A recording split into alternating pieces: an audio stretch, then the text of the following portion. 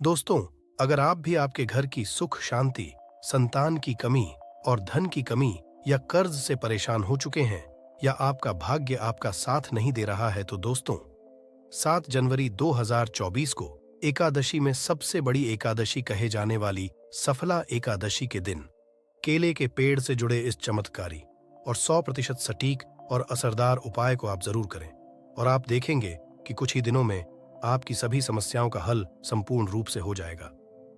दोस्त, एक साल में करीब 24 एकादशी पड़ती है और 7 जनवरी को पड़ने वाली एकादशी सभी एकादशी में सबसे बड़ी मानी जाती है और इस दिन कई हजार वर्षों बाद बहुत ही दुर्लभ और दिव्य संयोग बनने जा रहा है, क्योंकि इस दिन राजयोग, अमृत, सिद्धि योग और साथ ही धन लक्ष्मी जैसे कई योग बन रहे हैं।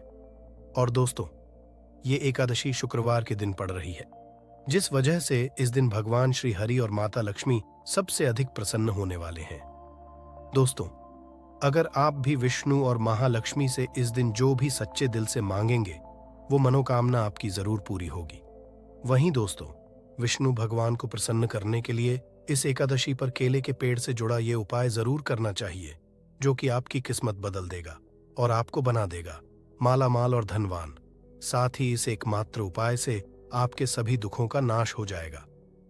इसलिए दोस्तों, वीडियो को आखिर तक जरूर देखिए। और दोस्तों, आप भी अपने जीवन में भगवान श्री हरि विष्णु की कृपा पाना चाहते तो इस वीडियो को लाइक करें कि कमेंट में जय श्री हरि, जय मां लक्ष्मी लिखना ना भूलें। दोस्तों, मार्गशील शुक्ल एकादशी को सफला एकादशी कहा जाता है। इसे मोक्ष प्राप्ति का दिन कहा जाता है। इस दिन भगवान कृष्ण ने अर्जुन को गीता का ज्ञान दिया था। इस दिन पूजा उपासना से व्यक्ति को मोक्ष की प्राप्ति होती है। इस दिन किए गए दान का कई गुना फल मिलता है। इस साल सफला एकादशी का व्रत 7 को रखा जाएगा। तो आइए दोस्तों, बात करते हैं सफला एकादशी के दिन केले के पेड़ से ऐसे उपायों के बारे में जो आपकी किस्मत चमका देंगे। दोस्तों, केले के पौधे की पूजा से बृहस्पति देव प्रसन्न होते हैं।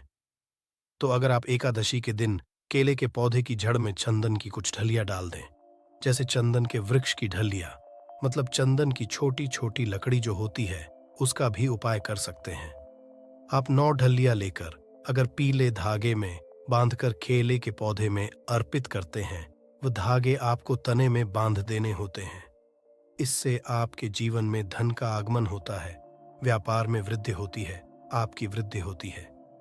अगर आप ये उपाय करते हैं तो धन का आगमन आपके जीवन में बना रहता है। तो यह गुरुवार के दिन करना है।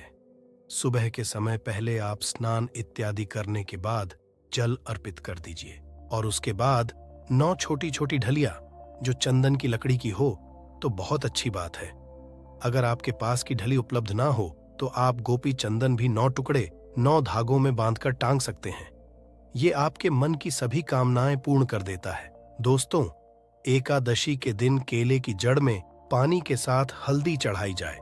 जैसे थोड़ा सा जल लीजिए और उसमें थोड़ी सी हल्दी डालिए और ये अगर आप झड़ में अर्पित करते हैं इस मंत्र के जप के साथ, तो आपका भाग्य तेज होता है। और अगर आपका भाग्य साथ नहीं देता, आपको नौकरी मिलने में कोई बाधा आ रही है या आपके व्यापार में तरक्की रुकी हुई है, तो आपको केले के पौधे में हल्दी वाला जल जरूर अर्पित करना चाहिए। एकादशी के दिन अगर आप ऐसा करते हैं तो बहुत ही शीघ्र आपके जीवन में परिवर्तन होता है। दोस्त, जो लोग अपनी जिंदगी में बहुत अधिक परेशान हैं, आपका कोई भी काम नहीं बन रहा है और आप हर तरफ से परेशान हैं, घर में भी आपकी परेशानी है, आप बाहर जहां काम करते हैं वहां भी आपको अधिक दिक्कतें आ रही हैं, तो आपको चाहिए कि एकादशी के दिन केले के पेड़ की जड़ में थोड़ा सा गुड़ भिगी हुई चने की दाल डालकर अर्पित कीजिए।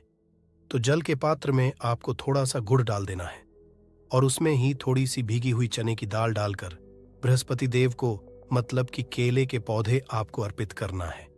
ये आप कुछ बृहस्पतिवार ही करेंगे तो बृहस्पति भगवान की कृपा आप पर होगी और आपके जीवन में जो भी काम आपके नहीं पूरे हो रहे थे वह सभी काम पूरे होने लग जाते हैं।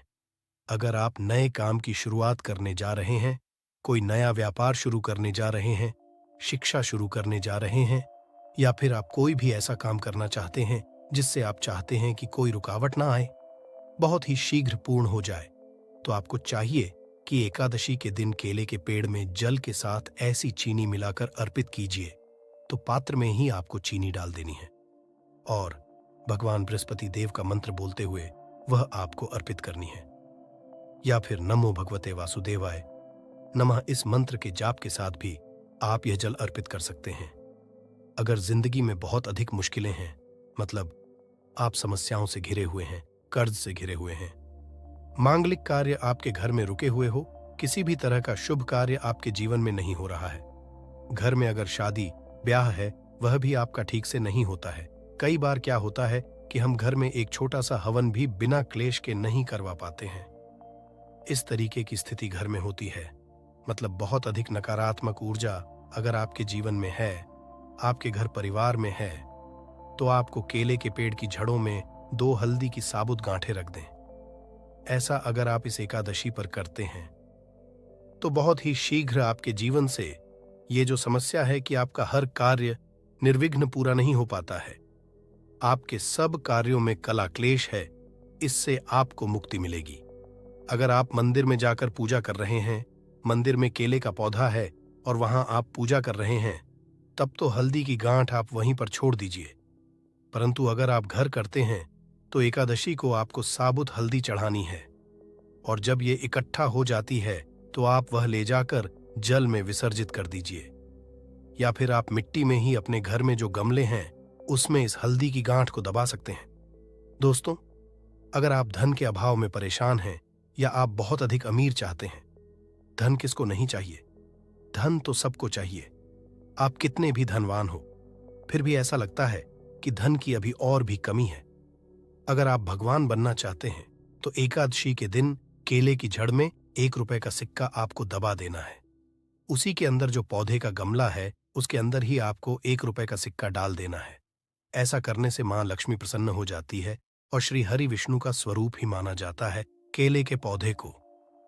तो ये उपाय अगर आप अपने घर में करते हैं तो बहुत होगा। या फिर जहां भी, जैसे अगर हम मंदिर में भी जाकर करते हैं तो 1 रुपए का सिक्का या 5 या 10 रुपए का, जो भी आपके पास सिक्के के स्वरूप में जो पैसे होते हैं वहीं आपको मिट्टी दबाने हैं। तो ध्यान यही रखना है कि कोई आपको उस मिट्टी में सिक्का डालते हुए देखे नहीं, क्योंकि कई बार क्या होता है, आप सिक्का चढ़ाकर आए, किसी और ने उसे निकाल दिया तो इसका भी फल नहीं मिलता है। तो जब आप सिक्का चढ़ाकर आते हैं, मतलब दबा कर आते हैं, अगर मंदिर में जाकर कर रहे हैं, तब आपको ध्यान रखना है घर में पौधा है तब तो आराम से गमले की मिट्टी में डाल दीजिए और फिर आप उसको छोड़ दीजिए। सिर्फ एक बार ये उपाय करें और आप देखें आपके जीवन में चमत्कारी रूप से धन का आगमन होता है। जो भी कार्य आप कर रहे हैं, चाहे छोटा सा ही व्यापार है, आपका वह व्यापार बहुत जल्दी तरक्की करता है। नौकरी में भी आपको प्रमोशन मिलता है। धन आगमन के रास्ते आपके जीवन में खुलने लग जाते हैं। दोस्तों, अगर आपके शादीशुदा जीवन में बहुत अधिक परेशानी आ रही है, दाम्पत्य जीवन बहुत अधिक परेशानी में, तो आपको चाहिए कि एकादशी के दिन, जैसे केले के पेड़ की पूजा जो आप कर रहे हैं, तो ऐसे आपको केले के पेड़ पर हल्दी की गांठ अर्पित करनी है और भीगे हुए मुनक्के चढ़ाने हैं। और जल तो आप चढ़ा ही रहे हैं, हल्दी चढ़ा रहे हैं, उसके साथ ही आपको 2 गांठ साबुत हल्दी की डाल देनी है और जो भीगे हुए मुनक्के होते हैं वह भी चढ़ाने चाहिए।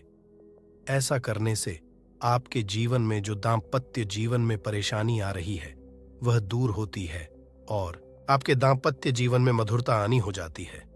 पति पत्नी के रिश्ते मधुर होने लग जाते हैं। ऐसा आप एकादशी को करेंगे तो बहुत ही शीघ्र चमत्कारी लाभ होगा। दोस्तों, आपकी शादी में अधिक परेशानी आ रही है या फिर आपको संतान प्राप्ति में बहुत बाधाएं आ रही हैं, तो आपको क्या करना चाहिए? एकादशी के दिन केले की पूजा कीजिए, हल्दी डालकर जल अर्पित कीजिए और उसके बाद आपको क्या करना है, थोड़ा सा पीला कपड़ा आपको केले के पौधे पर डालना है, अर्पित करना है, पीला कपड़ा चढ़ा देना है और आपको केले की परिक्रमा करनी है। आपको केले के पौधे के साथ परिक्रमा करनी है। मन में जो भी कामना है, चाहे आप विवाह की कामना रखते हैं या फिर आपकी संतान प्राप्ति में बाधा आ रही है, तो आप भगवान बृहस्पति देव से प्रार्थना कीजिए कि आपके मन की यह कामना है बहुत ही शीघ्र पूर्ण हो।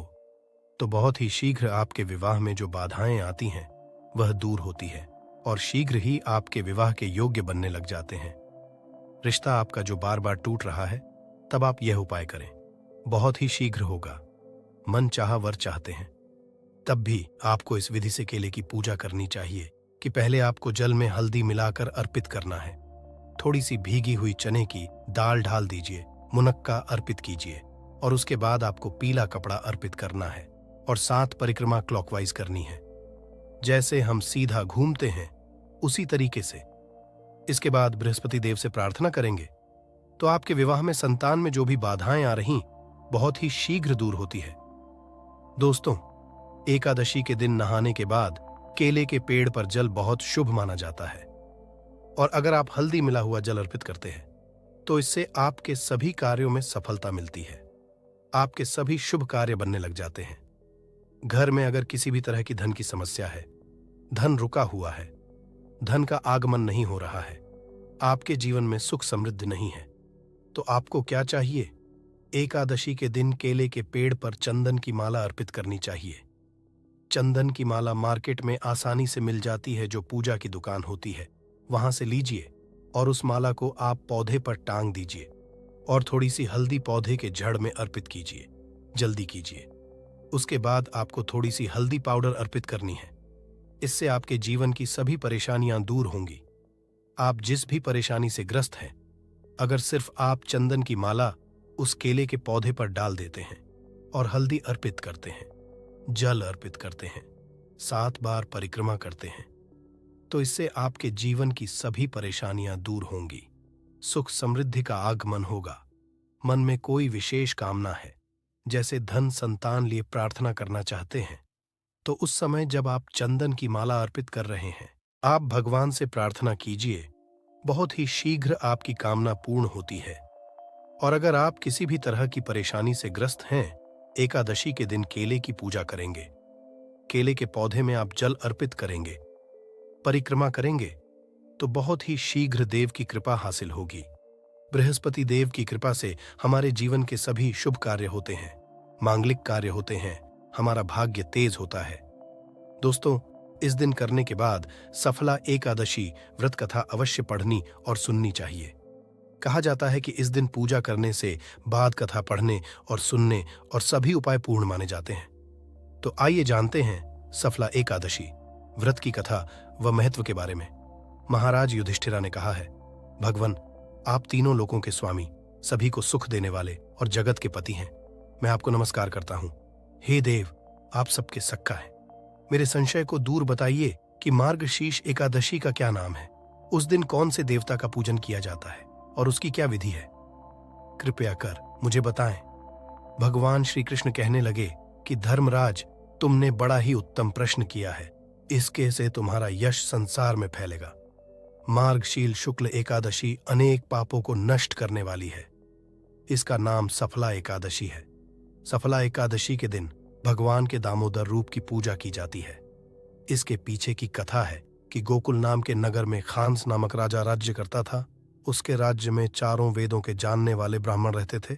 वह राजा अपनी प्रजा का अपनी संतान की तरह लालन पालन करता था। एक बार रात राजा ने एक सपना देखा कि उसके पिता नर्क में चले गए हैं। यह सोचकर उसे बहुत अचंभा हुआ। सुबह उठकर वह विद्वान ब्राह्मणों के पास गया और अपना सपना सुनाया और कहा कि मैंने अपने पिता को नर्क में कष्ट उठाते देखा है। उन्होंने मुझसे कहा कि हे पुत्र, मैं नर्क में पड़ा हूं, से तुम मुझे मुक्त कराओ। जब से मैंने ये वचन सुने हैं, तब से मैं बहुत बेचैन हूं। मुझे इस राज्य, धन, पुत्र, स्त्री, हाथी, घोड़े आदि में कुछ भी सुख नहीं लग रहा है राजा। हे ब्राह्मण देवताओं, इस दुआ के कारण मेरा सारा शरीर जल रहा है। अब आप कृपा करके कोई तप, दान, व्रत आदि ऐसा उपाय बताइए जिससे मेरे पिता को मुक्ति मिल जाए।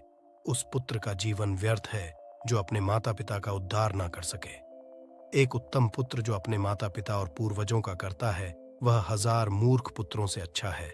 जैसे एक चंद्रमा सारे जगत में प्रकाश कर देता है, परंतु हजारों तारे नहीं कर सकते। ब्राह्मण कहाँ है राजन? यहाँ पास ही भूत, भविष्य, वर्तमान के पर्वत राशि का आश्रम है। आपकी समस्या का हल वे जरूर करेंगे। ऐसा सुनकर राजा मुनि के आश्रम पर गया। उस आश्रम में अनेक शांत चित्त योगी और मुनि तपस्या कर रहे थे। उसी जगह पर्वत मुनि बैठे थे। राजा ने मुनि को साष्टांग दंडवत किया। मुनि ने राजा से सांगोपांग राजा ने कहा कि महाराज, आपकी कृपा से मेरे राज्य में सब कुशल है, परंतु अकस्मात मेरे चित्त में अत्यंत अशांति होने लगी है। ऐसा सुनकर पर्वत मुनि ने आंखें बंद की और राजा के भूत के बारे में विचार करने लगे। फिर बोले, हे राजन, मैंने योग के बल से तुम्हारे पिता के कुकर्मों को जान लिया है। उन्होंने पूर्व जन्म में कामातुर होकर एक पत्नी को रति दी, किंतु सौत के कहने पर दूसरे पत्नी को आर्तु दान मांगने पर भी नहीं दिया। उसी पाप कर्म के कारण तुम्हारे को नरक में जाना पड़ा। तब राजा ने कहा, इसका कोई उपाय बताइए। मुनि बोले, हे राजन, आप मार्गशीर्ष एकादशी का उपवास करें और उस उपवास के को अपने पिता को संकल्प कर दें। इसके प्रभाव से आपके पिता की अवश्य नरक से मुक्ति होगी। मुनि के ये वचन सुनकर राजा महल में आया और मुनि के कहने अनुसार कुटुंब सहित सफला एकादशी का व्रत किया। इसके उपवास का पुण्य उसने पिता को अर्पण कर दिया। इसके प्रभाव से उसके पिता को मुक्ति मिल गई और मैं जाते हुए वे पुत्र से कहने लगे, हे पुत्र, तेरा कल्याण हो। ये कहकर स्वर्ग चले गए। इसीलिए एकादशी को सफला एकादशी कहते हैं। जो लोग सफला एकादशी का व्रत करते हैं उनके समस्त पाप नष्ट हो जाते हैं। इस व्रत से बढ़कर मोक्ष देने वाला और कोई व्रत नहीं है।